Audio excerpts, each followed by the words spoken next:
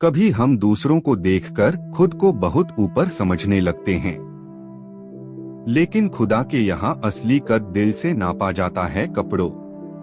पुराने जमाने में एक बहुत ही धार्मिक और नेक इंसान था। वो हर वक्त इबादत करता, दुआएं करता और लोग उसे बहुत इज्जत से देखते थे। सभी कहते थे, ये तो वाकई अल्लाह का प्यारा है। उसी शहर में एक और शख्स था जो गुनाहों में डूबा हुआ था।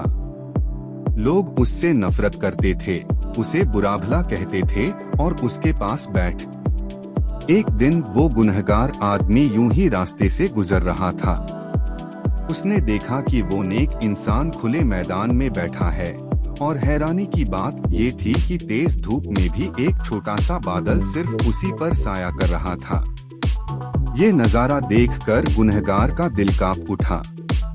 उसने सोचा, मैं कितना बुरा हूँ, लेकिन अगर मैं इस नेक इंसान के पास बैठ जाऊं, शायद खुदा मुझे भी माफ कर दे।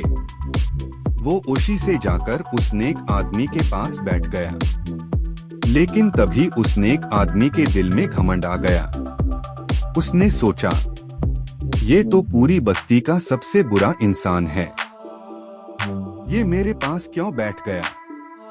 लोग क्या सोचेंगे? उसने गुस्से में आकर, यहाँ से उठ और कहीं जा बैठ। उसने कुछ नहीं कहा, बस चुपचाप वहाँ से चल दिया। लेकिन जैसे ही वो वहाँ से गया, वो बादल का टुकड़ा जो अब तक उस नेक इंसान पर साया किए हुए था, वो भी गुनहगार के साथ चल पड़ा। अब छाव उस पर थी और वो नेक इंसान जो खुद को सबसे ऊंचा समझता था, धूप में अकेला रह गया। उसी वक्त उस जमाने के नबी को अल्लाह की तरफ से वही ईश्वरीय संदेश मिला।